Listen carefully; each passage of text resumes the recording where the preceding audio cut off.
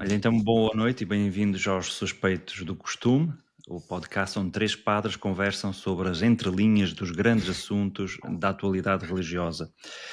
E para não me esquecer, não se esqueçam de subscrever os nossos canais, sobretudo o YouTube e o Spotify, onde dentro de um dia, dois, normalmente logo no dia a seguir, a versão completa desta nossa conversa em alta definição está disponível, ou então a caminho do trabalho ou a caminho de qualquer outro lado, com o Spotify conseguem poupar os olhos e ouvir só a voz, já é, já é um ganho, e também lá estará disponível.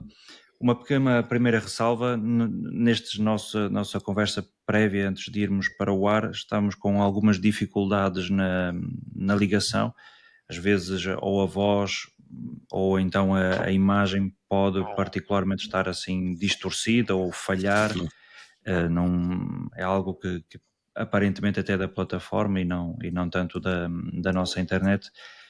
Também não temos modo de controlar, contudo, seguramente amanhã no YouTube a versão estará limpa, estará boa, portanto se alguma coisa falhar, amanhã podem rever com boa qualidade. E hoje temos para comentar a nova exortação do Papa Leão XIV, Dilex Ite, o amor para com os pobres, que saiu mesmo há pouquíssimos dias em português. Neste momento existem duas edições em papel, das Paulinas e da Paulus, está mesmo muito para breve também a tradicional edição do Apostolado da Oração, ou então, quem quiser já de imediato a ler através do site do Vaticano, dentro de momentos podemos colar aqui Eu já vou colar. o link, e podem ler, é um texto, pronto, agora vamos aprofundá-lo, mas de facto lê-se bastante bem e conseguem, tirando uma tarde, seguramente a leitura é feita. Deixo aqui ao Pablo uma primeira introdução para depois continuarmos a conversa. Entretanto, se alguém já leu ou leu parte da exortação e quiser comentar, dar também as suas achegas, os seus pontos de vista, estejam à vontade, porque assim vamos introduzindo na nossa conversa. É isso, e podem colocar até precisamente no chat os números que lhes chamaram mais atenção ou que acharam mais significativos. E, bom, eu acho que o Papa Leão decidiu publicar esta exortação apostólica porque ele ouviu o nosso último podcast. Portanto, no nosso último podcast nós dizíamos que é difícil falar do Papa se ele ainda não publicou nenhum documento e, portanto, passados 8 dias ou pouco mais, o Papa decidiu que devia publicar um documento para que nós pudéssemos fazer um programa sobre os seus escritos. Não é? Além disso, ele prestou tanta atenção que o Padre Tiago tinha dito que não se pode separar, de facto, a missão da Igreja do amor e do serviço aos pobres, não é? E do mundo, da realidade do mundo, e lá está. E ele decidiu responder precisamente a esse tema do Padre Tiago com esta exortação apostólica de Lexité. São palavras inspiradas no livro do Apocalipse, que significam eu te amei, ou eu te escolhi, ou eu te tenho em apreço, não é? E que são dirigidas à Igreja de Filadélfia. No livro do Apocalipse, não é? Há uma comunidade que sofria com a sua fragilidade, com a sua pobreza, não é? Mas que apesar disso, o Senhor lhe demonstra, não é? O seu amor não pela sua riqueza ou pela sua força, mas precisamente na sua fragilidade. E este é o tópico que dá o título a esta carta, ou esta exortação apostólica do Papa Leão XIV, que vem na sequência do pensamento do Papa Francisco. E, portanto, alguns diziam que até este texto nem era bem de Leão XIV, que ele simplesmente decidiu assinar porque já estava quase pronto, mas que, na verdade, não exprime o seu pensamento ou as suas preocupações e que teremos que esperar por um outro documento. Mas, na verdade, não é assim. O Papa disse muito claramente logo no princípio, reconhecendo que havia já um rascunho deste documento, ainda do tempo do Papa Francisco, mas que, na verdade, este documento vem na sequência de toda a doutrina social da Igreja e ele começa por citar Leão XIII, em quem se inspirou precisamente para escolher o seu nome pontifício, E a partir daí cita muitos outros. João 23, o Concílio Vaticano II, etc. João Paulo II, que o cita imensas vezes, não é? Bento XVI e Francisco, obviamente. Portanto, é um documento que vem em continuidade não só com o ministério do Papa Francisco, mas com a doutrina social da Igreja ao longo dos séculos. Mas eu acho que vem em continuidade com uma outra coisa, que é a própria palavra e pensamento e ação do Papa Leão quando era missionário no Peru. De facto, ele fala disso. Chega a referir em alguns números que a sua experiência de missionário no Peru já lhe permitiram experimentar diretamente aquilo que é o trabalho dos leigos na vida da Igreja, não é? E o efeito enorme que eles têm na vida da Igreja e no mundo, não é? E lendo a biografia do Papa que comentamos precisamente no último podcast, fica muito claro como o seu empenho junto dos pobres e dos mais necessitados o levou a ele e aos seus confrades agostinhos a enfrentar situações até muito perigosas, quando chegaram a ser mesmo ameaçados de morte e decidiram ficar no país nos tempos conturbados que o Peru viveu, não é? Com as guerrilhas e com os grupos terroristas, não é? E, portanto, é um documento que vem mesmo na continuidade do seu próprio serviço e a sua própria experiência de missionário, não é? É literalmente um documento em continuidade com o magistério dos pontífices anteriores, mas é verdadeiramente um documento original também de Leão XIV. E, se calhar, quando falarmos do capítulo 3º, isso virá muito ao de cima, e é muito clara a marca pessoal do Papa. Para terminar e passar já a palavra, certamente acho que fica muito presente também a intenção com que ele quis honrar o Papa Francisco no facto que assinou este documento no dia 4 de outubro, dia de São Francisco, mas o texto não foi divulgado nesse dia, portanto foi divulgado só depois, no dia 9, não é? Mas ele quis assinar precisamente no dia de São Francisco de Assis, a quem também dedica alguns números significativos neste documento. E eu termino apenas com isto. Ele faz uma interpretação muito bonita logo na abertura, no número, penso que seja no número 5, faz uma interpretação muito bonita das palavras de Jesus, duas frases de Jesus no Evangelho de Mateus, que normalmente são vistas quase de forma oposta, não é? Quando a mulher derrama um óleo de nardo puríssimo aos pés de Jesus, Judas queixa-se de que aquele dinheiro podia ter sido dado aos pobres. E Jesus responde: pobres sempre os tereis convosco. Muitas vezes este versículo é utilizado para justificar de alguma forma os excessos e os luxos na vida da igreja, até na liturgia, para dizer que uma coisa não é contrária à outra ou que não se encontra em contradição. Mas é muito bonito aquilo que o Papa faz. Ele liga este versículo de Mateus 26:11, pobres sempre os tereis convosco, com as palavras com que Jesus se despede no mesmo Evangelho de São Mateus, 2 capítulos à frente, em 28:20, onde Jesus diz, antes de ascender: eu estarei sempre convosco. E o Papa diz, é Jesus que se identifica com os pobres. Ele estará sempre conosco na figura dos pobres. E parece-me lindíssima esta interpretação e esta associação de versículos bem ao estilo dos padres da Igreja, porque era assim que eles faziam a reflexão teológica e a homilética. Sim, já agora, porque eu acho que esse é que é o centro desta exortação apostólica, é precisamente essa, dizer que o encontro com os pobres, ou melhor, no encontro com os pobres, encontramos com a carne de Cristo, com Cristo, não é? E falar também precisamente do Papa Francisco e desta ligação ao Papa Francisco. A primeira, aquilo que já referiste, não é? E portanto, que ele próprio refere, número 3, que o Papa Francisco já tinha, digamos, esboçado, feito de alguma forma, uma boa parte deste documento, não é? Portanto, nos últimos meses da sua vida, como ele refere.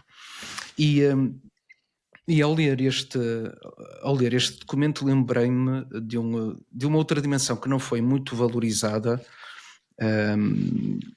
no funeral do Papa Francisco, acho eu. Enfim, também era tanto comentário sobre tanta coisa que se calhar depois não olhamos ou não vivemos esse gesto tão significativo pedido pelo Papa Francisco no seu funeral, que tinha a ver com aquelas 40 pessoas que estavam na escadaria da Basílica de Santa Maria Maior, não é?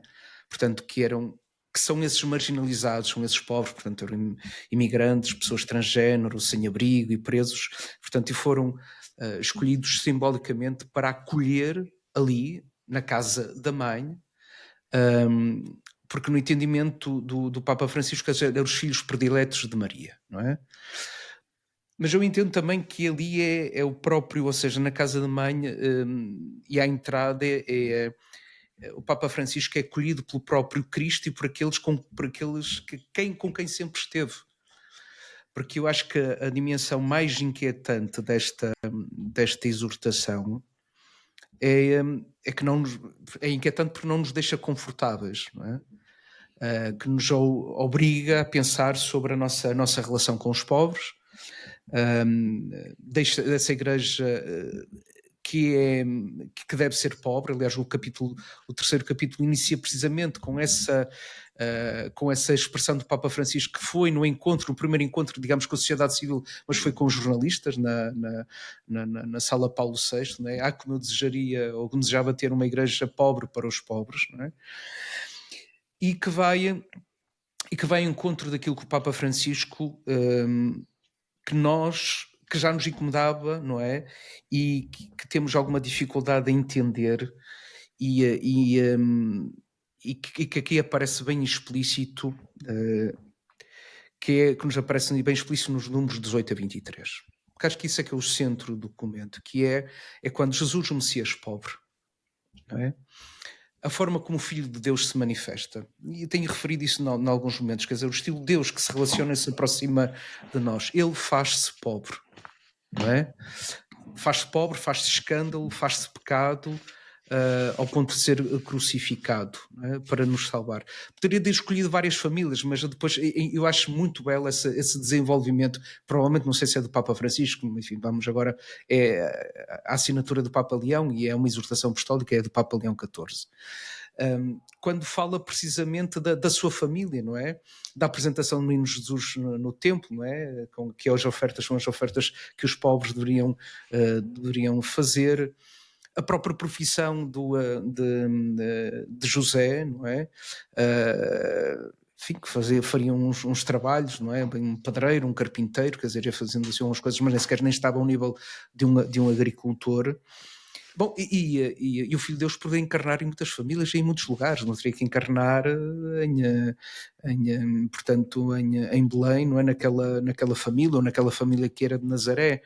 Poderia ter encarnado numa família da alta sociedade, não quisermos dizer, mas, portanto, ele escolheu ser pobre, não é?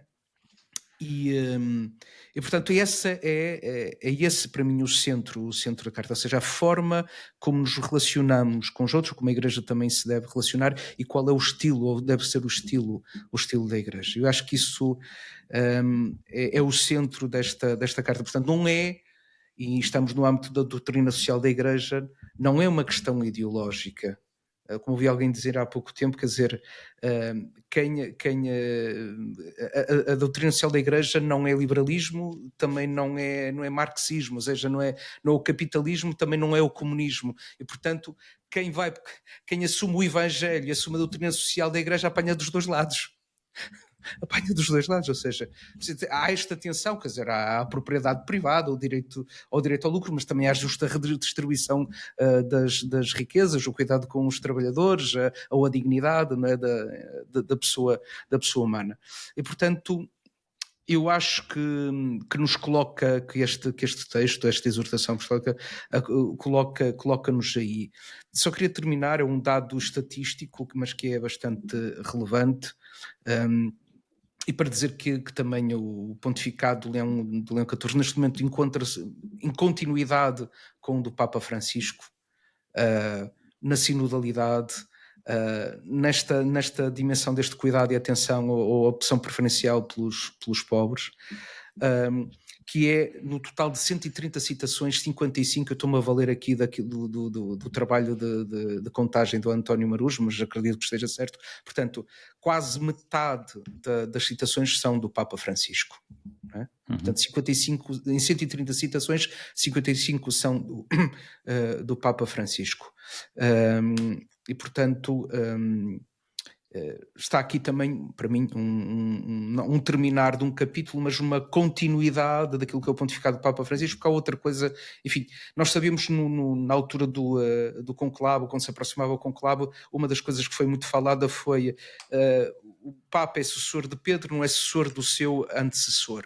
E nós sabemos o que é que aquilo queria dizer, não é? E por quem é que explorava muito essa dimensão, que é verdade, mas aqui percebe-se um trabalho de continuidade naquilo que é o seu estilo, até na forma de se apresentar, e agora há momentos foi recebido no Quirinal pelo presidente Mattarella, e eu diria que nem uma estola, é um estolão que apareceu, quer dizer, que não era o estilo do Papa Francisco, mas é a forma como ele se apresenta e faz parte da tradição da Igreja, quer dizer, aí no tesouro, não só espiritual e alimentar da Igreja, há muito por onde que usar, não é? E de que se fazer valer, pronto, são estilos diferentes, mas isso, quer dizer, ele não precisa, Leão XIV, já agora o Pablo, só para terminar com isto, não precisa de lições de pobreza, não é?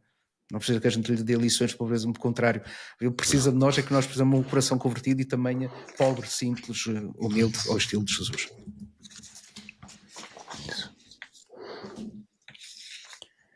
Para Tiago, queres Sim, eu também quero reforçar aquilo que disseste, que nota-se que foi escrito um número à pressa para responder ao nosso podcast, ao 112. No 112 sentiu-se o Papa Leão que era para ele, e no 112 diz claramente, quer dizer, nota-se a falta ou mesmo a ausência de compromisso pelo bem comum da sociedade. E depois continua: a este respeito, é preciso recordar que a religião, especialmente a cristã, não pode ser confinada à esfera privada, como se os fiéis não devessem interessar-se também pelos problemas relacionados com a sociedade civil e pelos acontecimentos que dizem respeito aos cidadãos. E seguramente a pobreza, os pobres, são um desses temas infelizes, porque era o ideal, evidentemente, era que não existisse, a começar, a pobreza material. Mas uma das ideias com que fiquei ao ler, assim, num primeiro momento, esta exortação, é evidente que há um património, um legado de Francisco. Uma das ideias que me veio à mente era aquela que foi uma inovação de Francisco ao falar sobre a ecologia, uma ecologia integral, e aqui, em parte, poder dar uma definição de pobreza ou de riqueza, também ela integral. Isto é, que ele também é dito logo no início, o número 9, que a pobreza é multifacetada.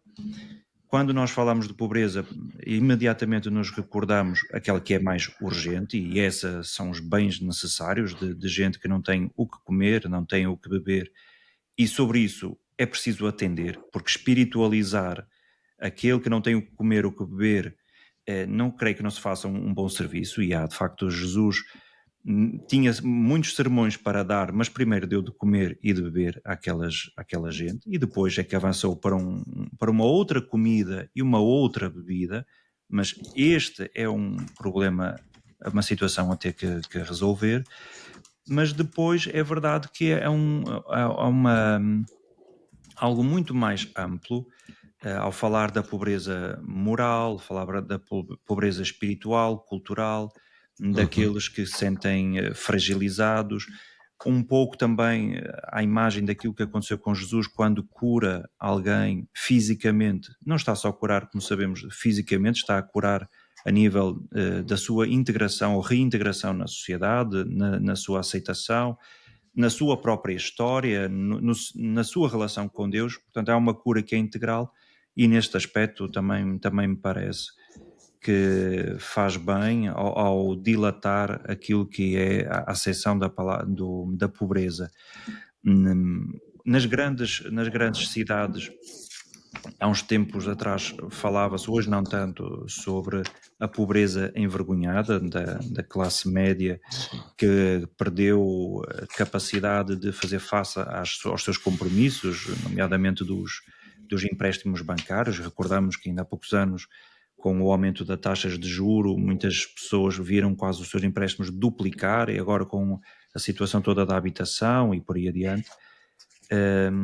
Fala-se da pobreza então envergonhada da classe média, mas também dentro da cidade e aldeias, diga-se de passagem, há um outro tipo de pobreza muito forte, que é esta da solidão, não é? De não ter gente que tenha tempo, que é um bem escasso, tal como às vezes a comida e a bebida, para estar, fazer companhia, para falar, para ajudar. E nesse aspecto, então, parece-me, foi a primeira nota, que em parte, creio que vai ao encontro de uma resposta também multidisciplinar da Igreja à pobreza, ou estas formas de pobreza, que creio que estamos a falar das obras de misericórdia, sejam elas as corporais ou então espirituais, não é? Porque quando falamos das de corporais, dar de comer, dar de beber, mas também visitar os enfermos, visitar A educação que ele refere aí. a educação, visitar os reclusos, sepultar os mortos. Portanto, isto, a pobreza, nesta questão da dor, do luto, é por demais. Mas também as espirituais, ensinar os ignorantes a tal educação, corrigir os que erram, perdoar, já que estamos no ano da esperança, o perdão, a paciência, e a dimensão espiritual rezando para aqueles que são os vivos e mortos. Por isso, se por um lado nós temos esta dimensão muito ampla da pobreza, creio que felizmente há um certo contraponto já no património da Igreja, que são as obras de misericórdia. Uma última nota, ainda quando estava a ler, e depois cheguei a comentar talvez o capítulo 3º, 4º, quando estava no 3º já estava a ficar preocupado, porque me parecia uma espécie de um catálogo do que é de histórico, o que a Igreja sempre se foi fazendo lá passado, e disse, certo, eu próprio estava a perguntar, e agora? E no presente? Não podemos só fazer uma vanglória daquele que foi o nosso passado, porque a pobreza é uma coisa de sempre, portanto, e as respostas têm que ser imediatas. E então, nesse aspecto, o último capítulo já começa a dizer, ou o 5º, não é? Penso, a história continua.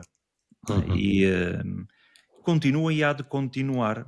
O Paulo já o disse, recordando uma das frases também está dita na exortação: os pobres sempre os teremos nas suas várias acessões, agora é evidente que é preciso a nossa proximidade. Olha, tomando precisamente aquilo que acabaste de referir, dessa longa digressão pela história da Igreja, pela vida dos santos, das ordens religiosas, etc., ao longo dos séculos, eu acho que há uma preocupação na carta, e eu penso que essa é mesmo uma nota do Papa Leão neste texto, que é, ele insiste que o amor aos pobres e o cuidado pelos pobres não são uma dimensão da ação da Igreja, mas são, na verdade, em si mesmas uma ação teológica. E ele insiste muito, logo no número 16, com esta expressão extraordinária. Não? Ele diz, pode-se falar teologicamente da opção preferencial de Deus pelos pobres.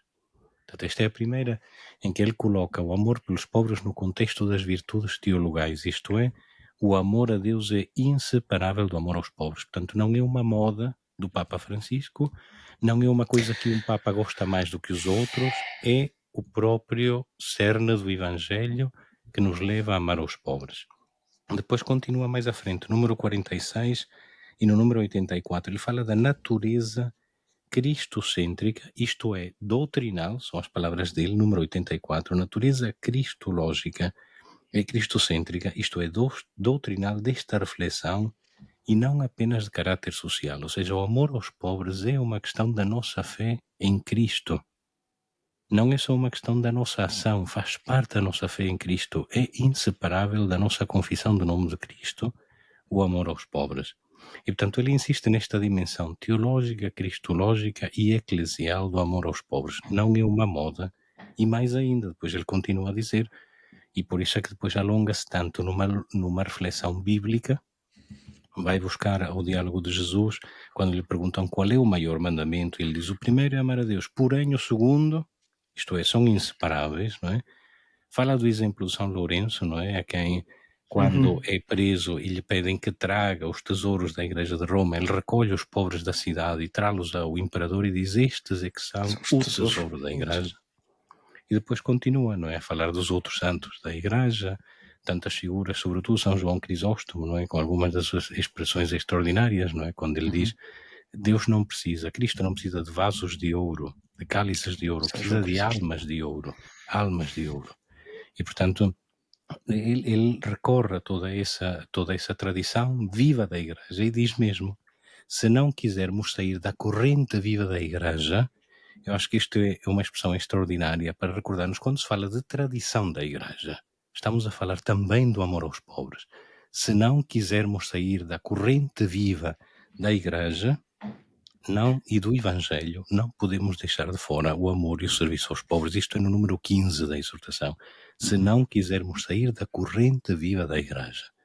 Faz parte da tradição da Igreja, para quem pensa que é só dogmas e liturgia, faz parte da tradição da Igreja o amor e o serviço aos pobres, tal como Jesus o viveu e o praticou e nos o ensinou.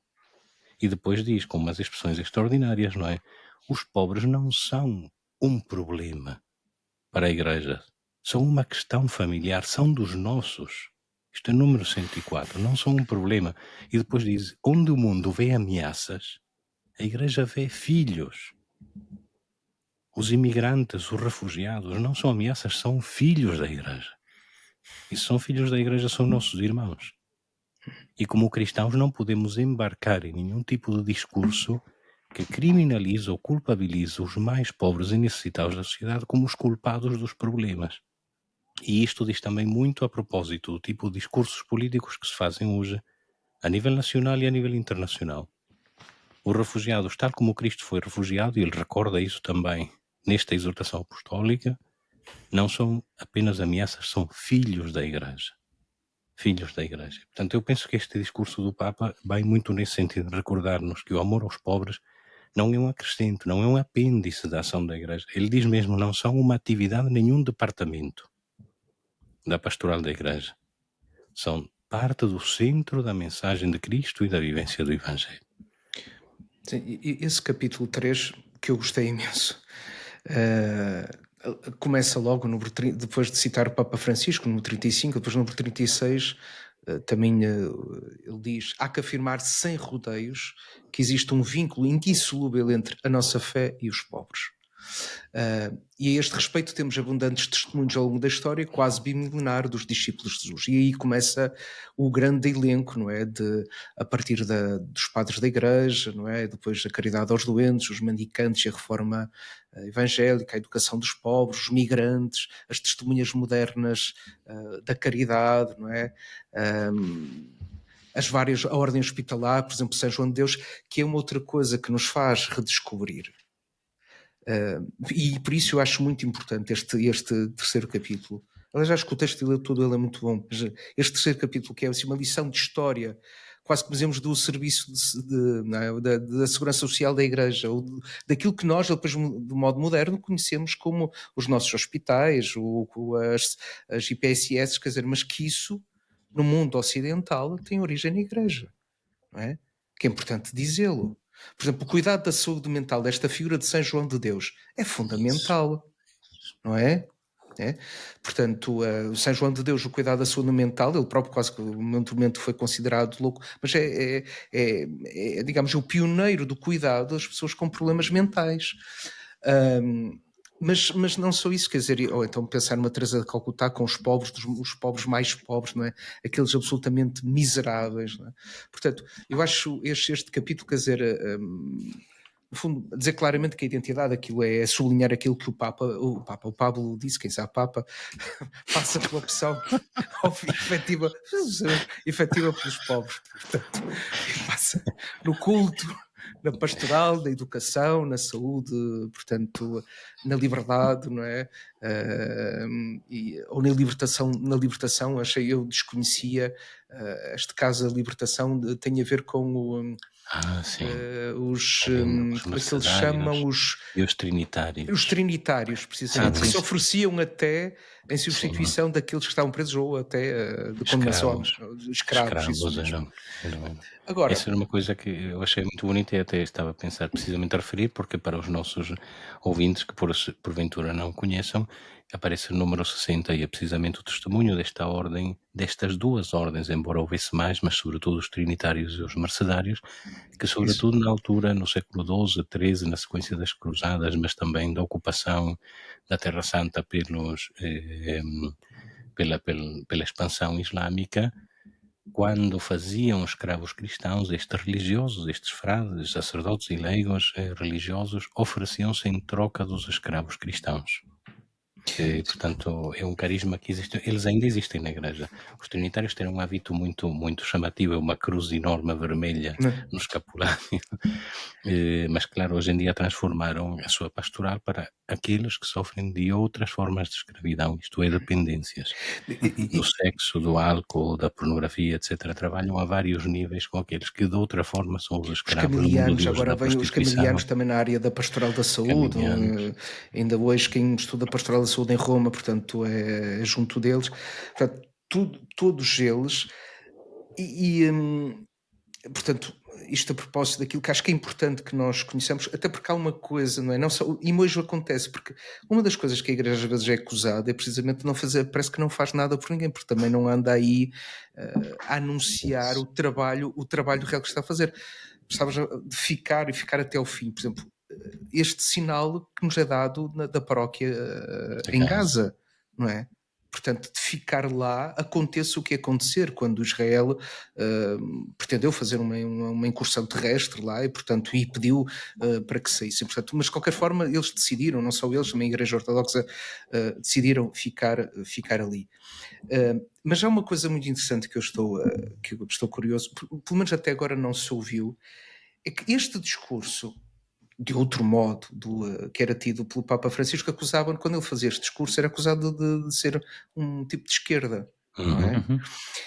E não deixa de ser muito interessante ao mesmo tempo isto. Primeiro, até agora não vi ninguém a dizer nada a propósito disso, pelo menos enfim, já não vi nada disso. Mas não deixa de ser interessante que, sendo ele um norte-americano, mas com essa experiência de vida no Peru, quer dizer, eu acho que aqui unem-se dois mundos e que este texto também tem esta força devido à sua biografia, ou seja, o facto de ser um norte-americano, mas com experiência no Peru e que agora o Papa une-se assim dois mundos, porque depois a verdade é esta: pobreza há em todos os países, mas uma coisa é ser pobre na Europa e outra coisa é ser pobre em África, ou na América Latina, ou na Ásia, não é? Portanto, porque ser pobre, não é bom ser pobre em lado nenhum, não é isso que se espera, mas de facto nós na Europa temos ainda uma proteção social que não existe noutros países por enquanto, e não vamos ter no Estado Social. E, portanto, mas não se vê esta crítica, que é outra coisa, enfim, que eu gostaria de sublinhar, porque o Papa Francisco, não é? O seu discurso, quando entrava neste âmbito, era sempre acusado de ser uma pessoa de esquerda, e no início isso foi muito. Foi algo que o acusaram muito, portanto, ele respondendo sempre, quer dizer, que digamos, o que ele seguia, o que vivia, era o Evangelho. Mas este terceiro capítulo, acho interessantíssimo, acho mesmo muito bom, com muitos exemplos. É denso, mas eu também achei muito bonito, não é? E eu vou deixar aqui, se calhar, o que me parece ser talvez um sinal de textos ou de parágrafos que são da autoria mesmo do Papa Leão. Dá-me a sensação que uma das suas expressões muito pessoais é dizer: eu pergunto-me se... Já notei isso em várias intervenções. Eu pergunto-me se, que eu penso que é mesmo típico de um americano, alguém de língua inglesa, não é? I wonder if, Eu pergunto-me se... E precisamente no número 23, não é? Ele começa com essa expressão, não é? Eu pergunto-me se alguns que, vendo as expressões tão fortes que aparecem na Sagrada Escritura, como é que ainda podem pôr em causa, não é? Que o amor aos pobres é central na vida da Igreja, não é? E as palavras tão duras de Jesus, não é? Então, eu acho que esta expressão, pergunto-me se, é típica do Papa Leão, e vamos vê-la aparecer muitas vezes. E neste documento em particular parece-me que deve ser uma das várias marcas os seus acrescentos, as suas alterações, os seus contributos originais ao rascunho que já existia, não é?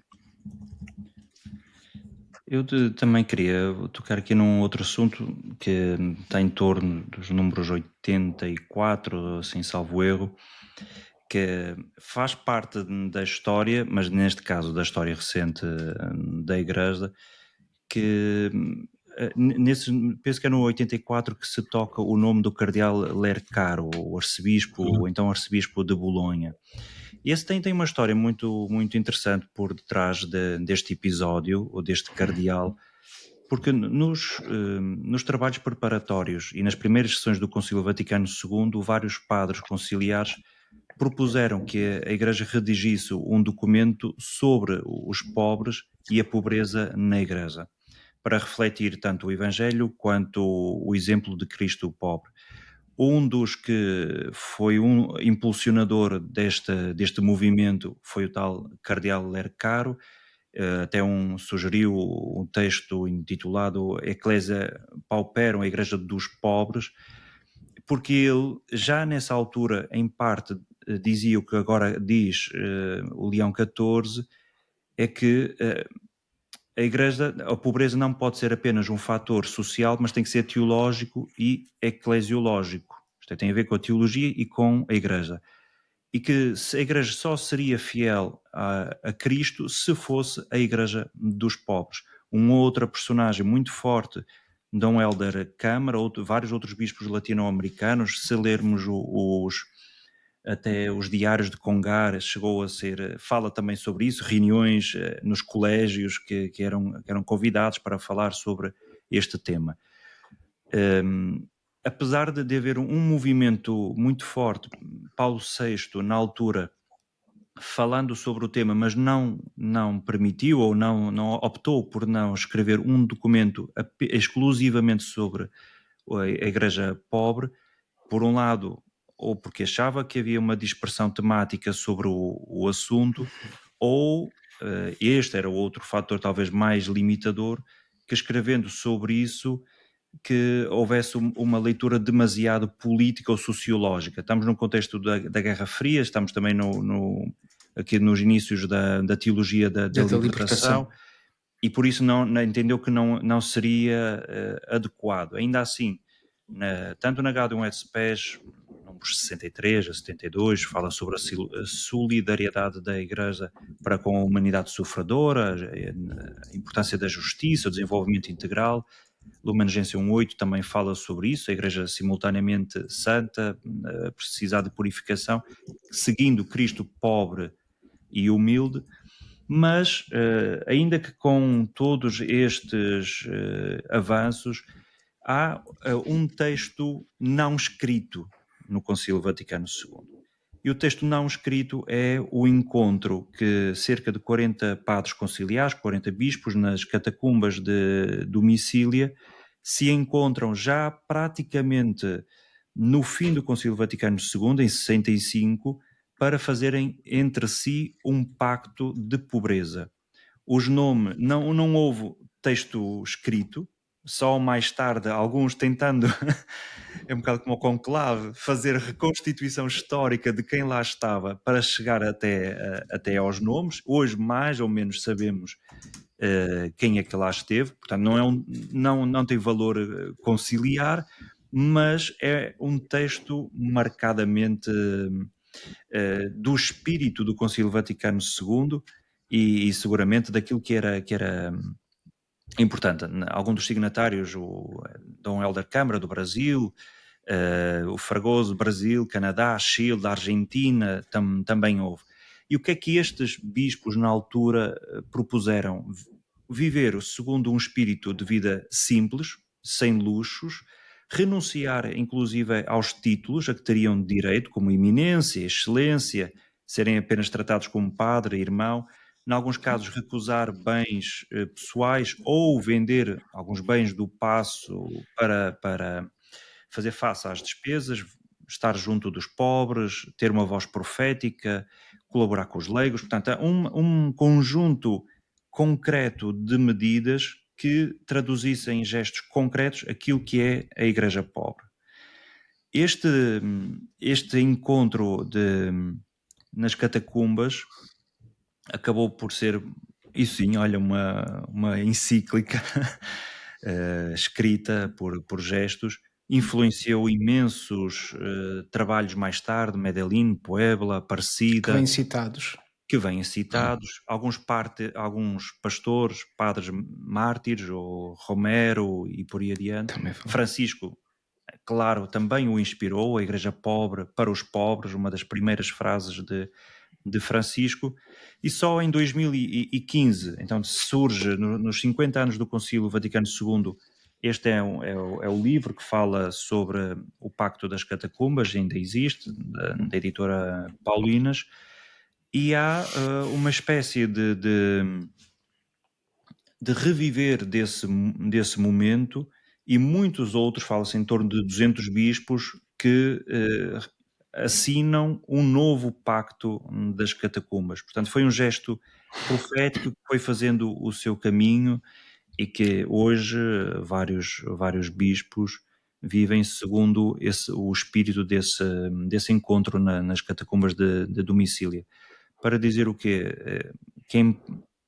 Houve a tentativa de escrever um documento sobre a pobreza, porque a pobreza, de facto, nós vimos neste percurso, ou naquele capítulo histórico, mas na história recente também sim, e não é só algo ou para os santos, ou para o povo de Deus, aquela tal viúva, ou a pessoa que não sabe o que é que a mão direita dá da esquerda, mas que era importante que desde logo os pastores se fizessem próximos do pastor pobre, que os bispos se fizessem também próximos do pastor pobre.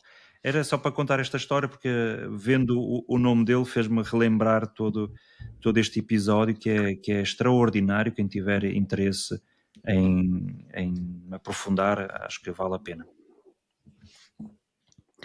Eu não sei se vou conseguir partilhar uma imagem que eu gostava de poder partilhar. A ver se consigo. Talvez sim, talvez consiga. Está aqui uma pergunta da Severina. Conseguem ver a imagem? Vai aparecer. Já apareceu? Isso. Sim, é referido este. Precisamente no número 11, o Papa Leão refere, ainda que sem dizer qual é o nome e sem dizer qual é o país onde isso aconteceu, suponho que por questões diplomáticas, não é? Mas ele recorda precisamente este tristíssimo episódio desta criança chamada Alan Kurdi, que era síria e que morreu afogada nas praias da Turquia, não é? Não sei se vos acontece o mesmo que a mim, mas eu já tentei imensas vezes aprender de cor o nome desta criança e cada vez que tento me lembrar não consigo, tenho de ir ver a internet. E tenho a certeza que tem a ver com o facto do choque profundo que esta imagem provoca em todos nós. Há uma rejeição quase inconsciente, que é também a mesma rejeição que nós temos inconsciente em relação aos pobres. Tantas vezes. Leão fala quase depois de uma anestesia, não é? Que mais uma vez que como a guerra, não é? Que tanto ver que já estamos anestesiados, ficamos uma certa comoção inicial sobre a dureza da imagem, mas é um pouco como aos pobres, de tanto os vermos, que se passa... Habituámos-nos e tornamos-nos insensíveis, não é? E esta exortação apostólica é também um grito, uma chamada de atenção muito forte a não nos tornarmos de plástico insensíveis às necessidades dos outros, não é? Aliás, eu penso que isso faz-me lembrar de uma canção da Mafalda Veiga, não sei se vos lembrais, Velho, não é? Tem uma expressão que diz: sabes, eu acho que todos fogem de ti para não ver a imagem da solidão que um dia hão de ser, quando forem como tu, um velho sentado no jardim. E, portanto, os pobres nós rejeitamos a preocupação constante por eles porque nos recordam também a nossa própria fragilidade, não é? A nossa própria precariedade. Claro. E sobretudo porque são um grito e uma acusação à nossa consciência, não é? Ao nosso comodismo, ao nosso habituarmos, à nossa insensibilidade, não é? E por isso penso eu também na Igreja. Há tantos que se levantam quando os papas, seja ele Francisco ou Leão XIV ou qualquer um dos outros, falam contra o nosso comodismo, a nossa riqueza, os nossos abusos, os nossos excessos, a nossa falta de preocupação para com os outros, porque isso choca e fere a nossa consciência acomodada, não é? Eu queria E ainda mais quando o Papa usa uma expressão tão forte como dizer que a caridade não é opcional, não é? Mas é o verdadeiro critério ou melhor, que é o critério do verdadeiro culto na vida da Igreja. Critério do verdadeiro culto na vida da Igreja, não é? Não é opcional, não é? Está aqui esta letra, o ok, olhar triste e precisamente, não é? cansado procurando alguém, e a gente passa ao seu lado a olhá-lo com desdém. Sabes, eu acho que todos fogem de ti para não ver a imagem da solidão que irão ver quando forem como tu, Irão um velho viver. sentado no Exatamente. jardim. É isso. Eu queria recuperar aqui uma outra frase das pessoas que nos vão acompanhando, uma já mais ou menos o Paulo tocou, diz depois a pobreza de Francisco de Roma é o mesmo programa papal de Leão XIV, quer dizer, também tornando a coisa prática. O documento, à partida, demonstra essa continuidade, mas também quero tocar, para não fugir a uma certa questão, ou um certo comentário que surgiu com Leão XIV. É verdade que quando Francisco inicia o pontificado há um conjunto de decisões simbólicas de um despojamento na habitação, no modo de vestir, no modo de falar e por aí adiante, e que houve aqui uma leitura de uma possibilidade de um retrocesso com Leão XIV, seja por regressar eventualmente ao Palácio Apostólico, pelo modo como se veste e por aí adiante. Por isso, acredito que algumas pessoas se questionem se isso é também sinal de alguma coisa ou simplesmente não deve ter segundas leituras. Eu acho, assim, eu acho que o Leão XIV não precisa provar a ninguém que viveu a pobreza. Acho que há uma continuidade do que eu acho, aquilo que está a acontecer naquilo que é visível, não é? Desde a forma de se apresentar, se vestir, é que eu acho que ele está a criar pontes, não é? Não assume para mim uma atitude não de rejeição. Ele não, isto é, não é que o Papa Francisco rejeite, para mim são estilos diferentes. Eu acho que a coisa também passa fundamentalmente por aí. Agora, evidentemente, aquilo que ele faz é sempre interpretado e também quem interpreta no sentido no fundo, às vezes a partir de um gesto ou de uma palavra ou de uma apresentação, digamos, levar para a frente uma determinada agenda.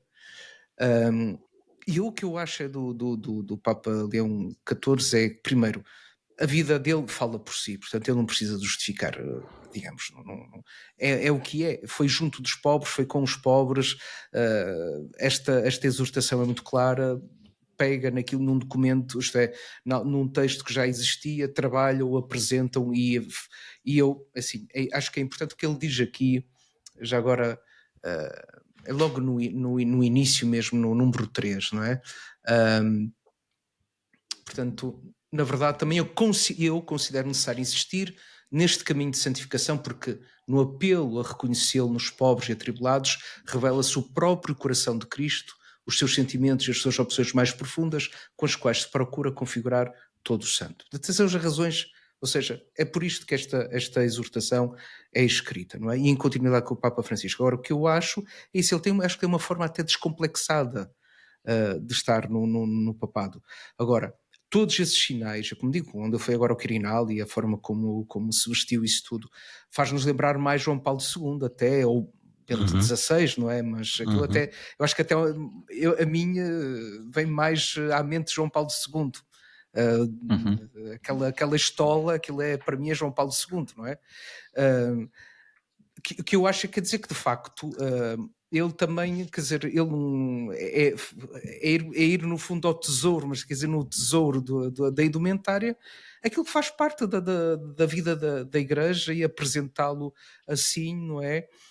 E eu acho que aí ele quer manifestar a força também, a força da igreja nos seus símbolos, não é? Portanto, a ele e 2000 anos. Enfim, eu acho que tanto daria para uma coisa como daria para o outro. O que eu acho é que ele procura estabelecer pontes, porque na igreja, de facto, nos últimos anos as coisas polarizaram-se muito, não é? Ficaram muito tensas, muito uns contra os outros, não é? Que é o pior testemunho que podemos dar, mas a verdade é essa, não é? Quer dizer, esta é a minha leitura assim.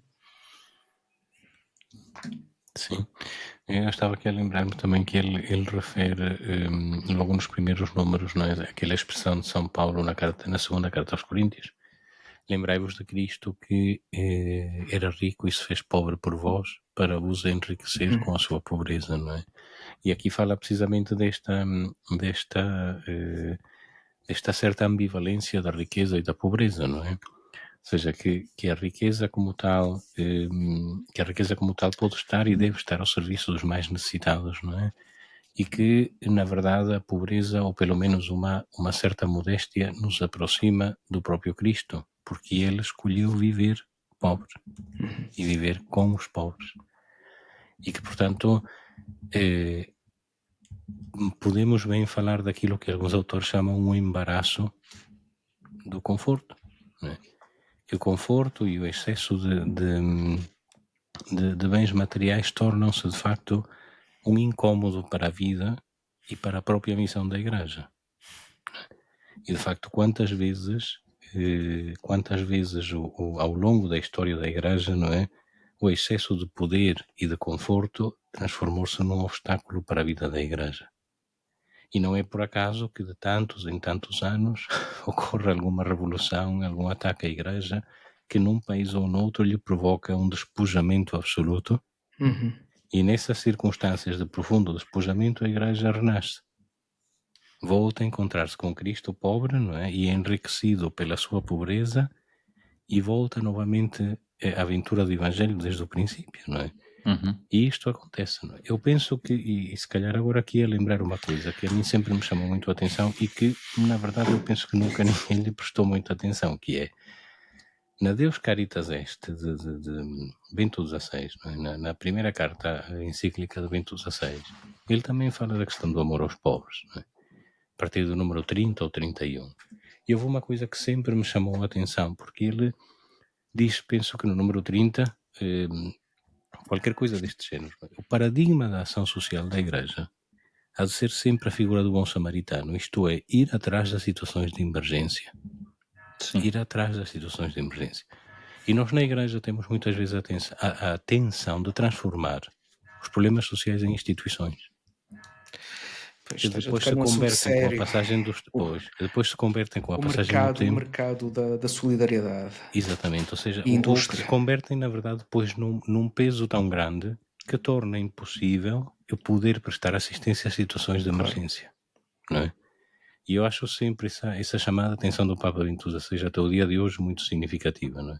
O paradigma da missão social da Igreja é o samaritano, não é? Que vai atrás de uma situação de emergência e tenta responder, mas não montou uma pousada, nem abandonou a sua vida para criar a pousada para atender o homem que estava à beira da rua, não é? Sim, sim.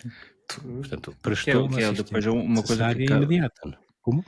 uma assistência de primeira linha. Urgência, Um hospital de que- campanha, Isso que aqui, como dizia o Papa Francisco, não é? se formos a ver, há alguns movimentos, conferências vicentinas e não só, É isso, que em se várias dedicam paróquias sobretudo a isso. acabaram por envelhecer, porque entretanto as IPSS foram absorvendo parte dessas tarefas, ainda que possam coexistir. Sim, possam não e se devem. anulam, até porque há um trabalho diferenciado. E se virmos, é também uma das críticas de fundo a tantas ONGs, quando parte relevante dos dinheiros ou dos donativos são para manter a estrutura e não propriamente chegam àqueles que são os reais destinatários. As GPSS seguramente fazem um trabalho absolutamente meritório em muitos E sítios necessário. e salvam muita gente lá está, da solidão, da pobreza e por aí adiante. Agora, uma racionalidade no número de instituições não pode ser uma espécie de um troféu, não é? Como qualquer freguesia, nós também temos. Sim, a questão não é de nós também temos, é onde é que é necessário e com equilíbrio, não é? Porque sustentar uma casa desse estilo absorve muito, não é? E depois, não aguentando, há um problema social ainda maior, que é ter que mandar Exatamente, é os isso. funcionários para o É desemprego. isso. Ora bem, Hum, aproximar-nos se calhar do fim da hora sim, também. estava só a tentar ver se recuperava aqui uma outra frase. Há muito egoísmo na sociedade de hoje, torna-nos insensíveis ao sofrimento dos irmãos. Também a Severina falar que pobres sempre existirão, desculpem, e a igreja por vezes também me parece pobre porque sobrevive de esmola. É, eu posso Sim, falar por esta, que vive de esmolas, não tenho outra fonte de rendimento senão que as esmolas que as pessoas dão. é uma certa Sim, precariedade da vida da igreja que, nesse sentido, imita também É a precariedade da vida do próprio verdade. Cristo, que dizia que não tinha Das ordens onde reclinar a mendicantes, não cabeça, não é? é? Das ordens mendicantes e tudo, Também sim. é referido isso no capítulo 3º, não é? Uhum. Uma que é dispensada da propriedade, ter propriedades precisamente para viver unicamente da providência, não é? Uhum. Não é para ser um Eu, co- peso, não é? Mas vive dessa, digamos, dessa eu conheço, fragilidade, sim, não é? para dar um exemplo, eu conheço uma comunidade cisterciense na França, de monjas cistercienses, que eles têm uma pequena produção de artigos na comunidade, não é? De artesanato. Eles todos os anos, quando chegam ao fim do ano, eles fazem um cálculo do dinheiro que irão precisar durante os primeiros meses do ano em que há menos venda dos artigos de artesanato que produzem, guardam esse valor para o ano seguinte e todo o resto vai destinado a obras para os pobres. Ou seja, eles não guardam dinheiro para o dia de amanhã, nesse excedente, não é? sentido. Portanto, não mantêm o excedente, não têm depósitos bancários, portanto, eles todos os anos chegam ao fim do ano, guardam aquilo que é exclusivamente necessário para suportar os meses de menos movimento e todo o resto é entregue aos pobres. De forma que se mantém também num certo jeito de viver da mão de Deus. Daquilo que o Senhor lhes vai dando, não é? E de não conservar para si, para não ter garantias humanas, não é? Viver sempre neste esforço de pobreza e de solidariedade, não é? E acho esse exemplo extraordinário, não é? E o número 63 aqui, portanto, ele fala, portanto, no século XIII, diante do crescimento das cidades, da concentração de riquezas e do surgimento de novas formas de pobreza, creio que o Tiago já falou nisto também, o Espírito Santo suscitou na Igreja um novo tipo de consagração, as ordens mendicantes, ao contrário do modelo monástico estável, os mendicantes adotaram uma vida itinerante sem propriedade pessoal ou comunitária, inteiramente confiada à providência. Depois continua continua. Esta questão da gestão do dinheiro em si também não é assim simples, quer dizer, digamos, é complexa. A questão da bolsa ou não bolsa, até dos próprios investimentos da Igreja, quer dizer, ele não entra nisso, mas tudo isso em Igreja é fruto de discernimento, de reflexão, para quer dizer, em primeiro lugar, o dinheiro, não é? Da Igreja é para o seu serviço de evangelização, não é? E esse cuidado fundamental com os mais pobres, com aqueles que passam necessidades. E portanto não existe a Igreja, quer dizer, nem irmandades, nem confrarias para entrar no top 5 ou 10 das mais ricas, ou competirem qual é a mais rica entre si. Não é isso, não é? E o mesmo se pode dizer às vezes na gestão das autarquias ou dos Estados, quer dizer, se calhar havendo excedente orçamental, se calhar também não é onde o dinheiro foi ou deve ser aplicado ou deve ser investido, não é? Porque o objetivo não é enriquecer, Essa entra a questão da doutrina social, que é também o que se faz com o dinheiro, o que é que se faz com o lucro das empresas, não é? Portanto, e entra aqui também nesta questão que ele fala na exortação apostólica, quer dizer que é nesta questão que há uma espécie dentro da economia, não é? A ideia que quase, não diria misteriosamente, é outra expressão, é outra, que se resolve, não é? Por si própria. Portanto, que o capitalismo tem, por exemplo, nas suas dinâmicas, que é capaz de fazer essa gestão das pessoas que vivem à margem da pobreza, não é? O que não é bem assim, não é? Já se percebeu que não é bem assim, não é? E portanto que tem que haver também intervenção do Estado. Por isso é que agora, tudo isto é muito complexo, não é? De encontrar essa fórmula de gestão e de economia que faça uma justa redistribuição da riqueza, não é? E que se calcule o risco também de quem investe, não é? Também aqueles, é verdade que ninguém quer ser pobre, mas já muita gente também não quer trabalhar. Alguns não vão gostar daquilo que estou a dizer. É dito aí na exortação também. Também trabalho não é com eles, não é? E se alguém trabalhar por mim, tanto melhor. Portanto, então essa clareza também tem que haver. Portanto, enfim, são tantas outras questões que vêm ligadas a esta da pobreza. Sim, eu da minha parte se calhar terminava apenas por convidando toda a gente a que leia. De facto o documento é muito pequenino, são apenas 96 páginas, não é na versão das Paulinas. 96 páginas? Sim, está bem. Na versão das Paulinas, números são um pouco mais... Mas é pequeno o livro, tens de dizer que é pequeno o livro. Sim, é muito pequenino. 96 significa, ou seja, são 100 e poucos parágrafos. 120. É um livro pequeno, portanto, de uma leitura que lá está, como diz o Padre Tiago, numas 2 a 3 horas qualquer pessoa consegue ler, não é? Seguido, não é? Mas se eu ler pouco a pouco, e era isso que eu ia convidar, a que eu leia um pouco a pouco e que de facto é um documento que nos inquieta, não é? Porque fere também as nossas convicções e a nossa forma um pouco superficial de entender a questão da pobreza, não é? Fala até, por exemplo, a questão da meritocracia, não é? Que nós temos profundamente imbuída na nossa forma de pensar, que achamos que são pobres aqueles que não trabalham ou aqueles que não se esforçam por sair da pobreza, não é? De facto não é assim. Há círculos de pobreza que são, para algumas pessoas, quase invencíveis na sua vida, não é? Ele fala de pessoas que vivem a fazer trabalhos miseráveis, não é? Da noite à manhã, sabendo que aquilo apenas lhes vai permitir a sobrevivência mínima, não é? E continuar a viver na rua, por exemplo. E, portanto, é um documento que também nos inquieta, que nos faz pensar, não é? E que é necessário meditar e ler com muita atenção, e é o que eu convido todos a fazer. Posso terminar então com 1 ou 2 notas finais? Força, Tiago. Pronto, a primeira delas, porque nós da última vez, não sei se recorda, mas terminamos meio em suspense. Tem uma boa notícia. Não, fica para a próxima. Pronto, agora é a próxima. A má notícia é que perdemos um mestre de Israel. A boa é que ganhamos um doutor. E há outra má, que existe o mundo divide-se, como é, Tiago, entre doutores e os Palermas. E agora é o Palerma, é o doutor e o Palerma entre nós. O Palerma sou eu. Exatamente. O estúpido. O estúpido. Há um Palermo entre nós, entre 2 doutores. Eu até posso mudar. Queres ir para o meio, se quiseres? É melhor. E por isso o Padre Pablo defendeu já a sua tese de doutoramento. Também muito em breve será a cerimónia pública de atribuição do título, mas de resto é o culminar estaremos em direto vários... em Cambridge para isso. De Cambridge, não é como... É transmitido online, sim. É transmitido online, por acaso. Sim, mas aquilo provavelmente irá ser só daqui por uns meses, que é para tentar fazê-lo no verão, não é?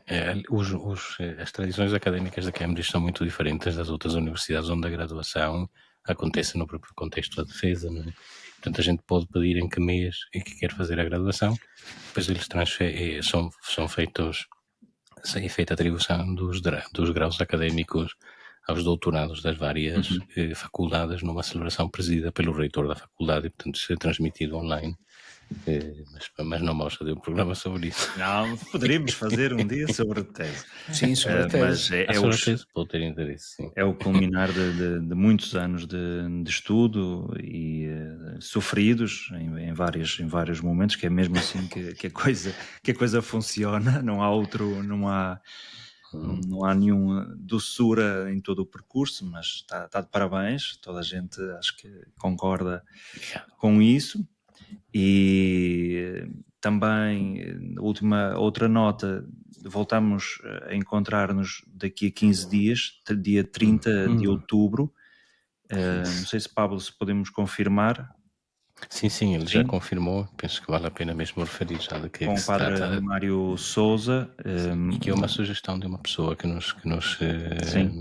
colocou a questão, precisamente. Tinha colocado essa questão, por isso convidamos o Mário Sousa. Falaremos sobre as traduções na Sagrada Escritura. E é isso. Desejar a todos uma boa noite. De facto, mais uma vez, renovar o convite à leitura deste texto, que ali um número também parece, e é com isso que terminava, de insistir na necessidade de olhar para os povos como sujeitos e não como objetos, nem que seja da nossa beneficência, mas nunca objetos e sempre sujeitos. É um texto belíssimo para poderem ler, e então encontramos-nos daqui a 15 dias. Boa noite a todos. É isso. Boa noite a todos. Obrigado.